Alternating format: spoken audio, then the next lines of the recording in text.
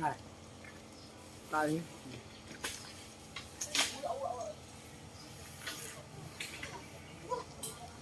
đây